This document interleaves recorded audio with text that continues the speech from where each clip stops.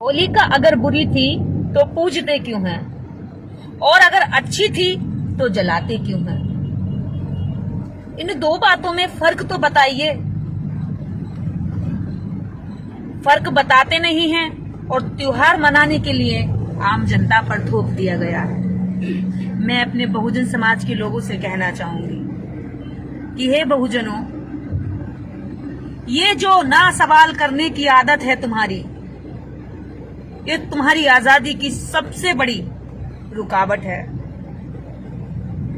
तुम्हारी खामोशी, गलत पर तुम्हारी खामोशी तुम्हारी गुलामी की सबसे बड़ी बेड़ियां हैं, क्योंकि तुम सवाल नहीं करते। जैसे जिसने कहा वैसे मान लेते हो, और जैसे जिसने कहा वैसे मान लेना मूर्खता या जानवर की, पशु की पहचान होती है, इंसानियत या इंसान की नहीं। जागरूक बनो, पूछो कि होली कौन थी। जब होलिका का इतिहास निकालते हैं तो यह तुम्हारे ही बहुजन समाज की एक बेटी थी, जो शायद तुम्हारे लिए कभी काम कर रही होगी, तुम्हारी आजादी के लिए लड़ रही होगी, तुम्हारे हक अधिकारों की बात कर रही होगी, जैसे आज भी कई बेटियां कर रही हैं। उनको जिंदा जलाकर तुमसे पुजवा दिया, उनको जिंदा जलाकर तुमसे त्योहार मनवा दिया, और तुम ना समझ आज तक उस त्योहार में उलझे हो। सवाल तो करो, खोजबीन तो करो कि कौन थी होलिका जिसको हम हर वर्ष जलाते हैं। अगर सवाल करोगे तो जरूर पता चलेगा कि ये कहीं ना कहीं तुम्हारे ही खिलाफ एक षड्यंत्र था, जिसके त्योहार के पीछे छुपा दिया गया। बहुत सारी त्योहार यानी तुम्हारी हार। त्योहार मतलब त्यो मतलब तुम्हारी, हार मतलब हार। इसी को तुम्हारी हार कहा गया है। और जहां जहां तुम्हारी हार हुई है, वहां वहां तुम्हारे दुश्मन ने त्योहार मनाया है। वो त्योहार मनाए तुम्हारी हार पर तो जमता है कि ठीक है कि वो त्योहार मना रहा है, क्योंकि उसने तुम्हें हराया है। लेकिन तुम हारने के बाद तुम उनकी जीत का जश्न क्यों मना रहे हो? एक हारने वाला मैंने कभी नहीं देखा। अपने ही महापुरुषों की हत्या करने के बाद रोना बिलखना चाहिए, बदला लेना चाहिए,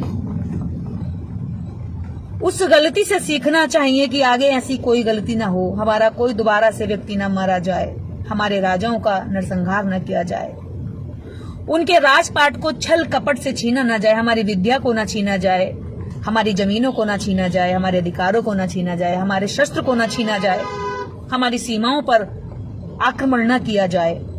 इसलिए तुम्हें देखना चाहिए, जांचना चाहिए, परखना चाहिए कि वो कर क्या रहे हैं। लेकिन उन्होंने तुम्हारा हार करके, तुम्हें हराकर, अपनी शत्रुता की घृणा में छल कपट से, बल से हराने के बाद उन्होंने तुम्हें तुम्हारी हार का जश्न मनवा दिया। देखो ना, शातिराना दिमाग कितना है कि तुम हारे भी तुमसे बदला लेने की बजाय तुम्हें यह देखना चाहिए था कि हम हारे हैं तो क्यों हारे हैं, कहां कमी रह गई, क्या गलतियां हुई, कैसे हार गए। जब रण में एक सिपाही, एक योद्धा हार कर आता है तो अपनी गलतियों की समीक्षा करता है। तुम गलतियों की समीक्षा ना कर लो, तुम दुश्मन की पहचान ना कर लो, तुम अपनी ताकत का एहसास ना कर लो, इसलिए तुमसे उन्होंने जश्न मनवाया, त्योहार मनवाया। और जानते हो, तुम्हें एंटरटेनमेंट बहुत ज्यादा पसंद है, और हिंदू धर्म सिर्फ एंटरटेनमेंट पर टिका हुआ है। अगर इसमें मनोरंजन ना हो तो इस धर्म में कोई टिकेगा नहीं। और इस देश के बहुजन मूल निवासियों को जब काम करके थकने के बाद एंटरटेनमेंट चाहिए होता है, तो उन्हें पता है कि इन्हें क्या देना है, वो तुम्हें धर्म परोस देते हैं। और आने वाले हर एक महीने में एक त्योहार निकलेगा, एक व्रत निकलेगा, एक अनुष्ठान निकलेगा, एक पूजा निकलेगी, त्योहार निकलेगा। यानी कि साल में अगर 20 त्योहार आ रहे हैं तो 20 बार उन्होंने साल में तुम्हें हराया है। अगर 100 बार व्रत आ रहे हैं तो तुम्हें तुम्हारे अधिकारों से व्रत किया है। व्रत मतलब अलग किया है। वो तुम्हें भूख से, रोटी से इसीलिए अलग करना सिखाते हैं ताकि तुम भूखे तड़प कर मर जाओ। खुद 56 भोग खाते हैं और तुम्हें व्रत करना सिखाते हैं।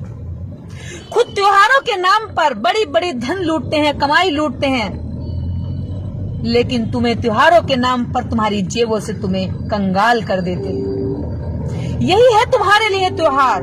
तुम्हारी हार, हर त्योहार तुम्हारी जमा पूंजी को खर्च कर जाता है। हर व्रत तुम्हारे बच्चों को कुपोषण का शिकार बना जाता है और उनके लिए हर व्रत उनके यहाँ फल फूल मेवा मिष्ठान और धन यानी कि दान चढ़ावे के रूप में पूरे आने वाले अगले 1 महीने के लिए इकट्ठा हो जाता। फिर वो अगले महीने कुछ कर लेते हैं, अगले महीने फिर आपको बुला लेते हैं। यानी कि त्योहारों के नाम पर तुम्हारी जितनी बार हार होती है वो जश्न मनाते हैं। सोचने वाली बात यह है कि जब मेरी हार हुई है तो मैं उसका जश्न क्यों मनाऊं?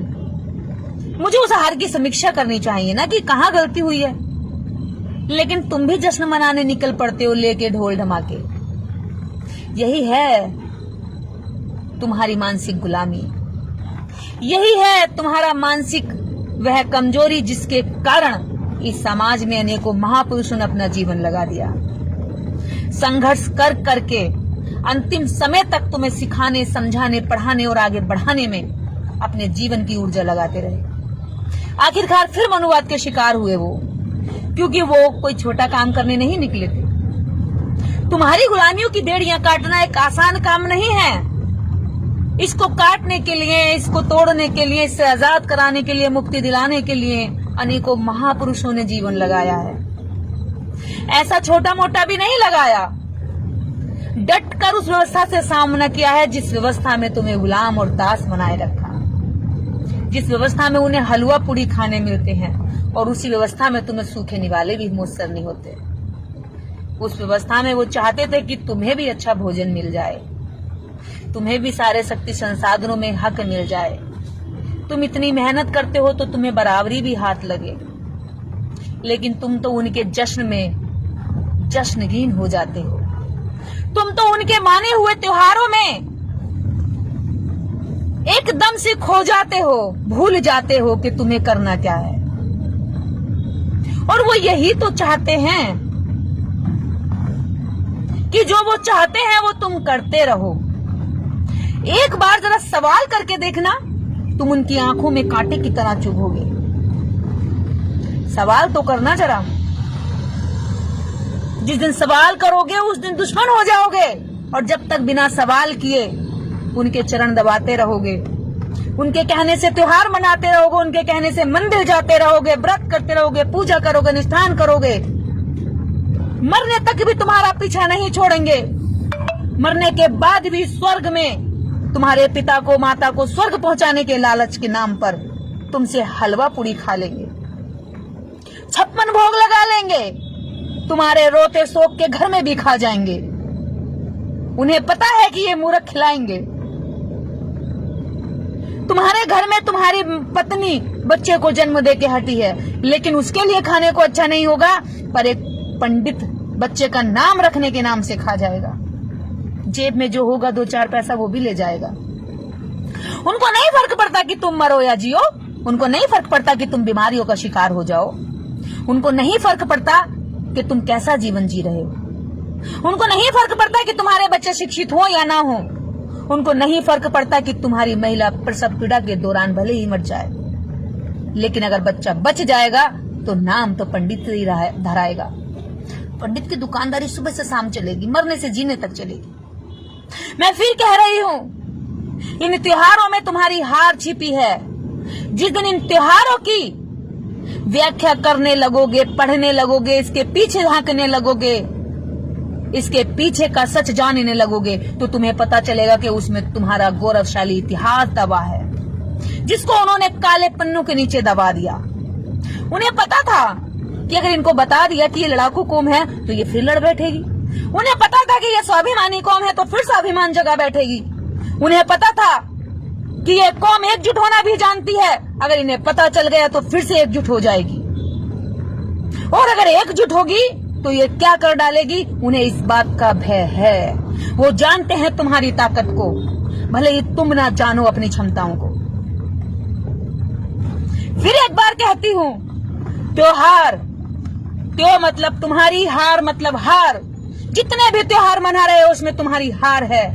हर त्योहार के पीछे एक कहानी है और हर कहानी के पीछे तुम्हारा इतिहास छुपा है और हर इतिहास के पीछे तुम्हारी गौरव गाथाएं जुड़ी हैं और हर गौरव गाथा में तुम्हारा शौर्य जुड़ा है, तुम्हारी एकता जुड़ी है, तुम्हारा खून और पसीना मिला हुआ है। इस मिट्टी के कण में तुम्हारा श्रम लगा है और उसी श्रम को जिसने छल किया, कपट किया, धोखा दिया, धोखाधड़ी की, शाम दाम दंड भेद, हर तरह से जब तुम्हें छल कपट कर तुम्हें हरा दिया गया तो उन्होंने कहा कि चलो हम जश्न मनाएंगे, त्योहार मनाएंगे और उन्होंने जश्न मनाया। वो जश्न में झूमे, नाचे, गाए कि हमने मूल निवासियों के राजाओं को मारकर जश्न मना लिया। लेकिन तुम किस खुशी में झूम रहे हो? थोड़ा सा बताना जरा मुझे, तुम किस खुशी में काले पीले होकर घूम रहे हो? होलिका कोई और नहीं, होलिका तुम्हारे ही समाज की एक वीरांगना थी, एक वीर महिला थी, एक ऐसी वीर महिला जिसने व्यवस्था के आगे घुटने नहीं टेके। उसने कहा मरना मंजूर है लेकिन तुम्हारे आगे मैं घुटने नहीं टेकूंगी। क्या अपनी बेटियों के मरने पर कोई जश्न मनाता है? तुम्हें जरा भी लज्जा नहीं आती? क्या यह सभ्य समाज और तुम्हारे संस्कारों के प्रतिकूल है? अगर तुम्हें लगता है कि अपनी बेटियों को जलाकर जश्न मनाना चाहिए तो होली मनाना। एक उंगली जलने पर भी तकलीफ होती है, तुम अपनी जिंदी बेटियों को जलाने की कल्पनाओं में जश्न मनाते हो। ये शर्म की बात है। तुम्हारे बच्चे तालियां बजाते हैं, इससे सीधा सीधा पता चलता है जब तुम्हारे घर की महिलाओं को जलाया जाएगा तो तुम्हारे बच्चे विरोध नहीं करेंगे क्योंकि उन्होंने बचपन से एक औरत के जलने का जश्न मनाया है। जब होलिका को जलाया जा रहा है तो कल और अन्य महिलाओं को जलाया जाएगा, तुम्हारे बच्चे कैसे रोक लेंगे? उनके दिमाग में तो ये चीज बिठाई जा रही है कि एक महिला को जलाना क्रूरता नहीं होता, आपराधिक दंड नहीं होता, ये तो सभ्यता है, ये तो हमारे संस्कार हैं। जब हमारे संस्कारों में ये बात ट्रांसफर हो रही है कि हमारे बच्चे किसी स्त्री को जलाकर हलवा पूड़ी खाएं, पकवान खाएं, जश्न मनाएं, रंग लगाएं, नाचे गाएं, तो मुझे बताइए क्या ये त्योहार सभ्य समाज के लिए अच्छे होंगे? कैसा समाज बनाना चाहते हो? क्या इसको हम सभ्य समाज कह सकते हैं? मैं वैदिक संस्कृति के लोगों से नहीं कह रही, क्योंकि उनके तो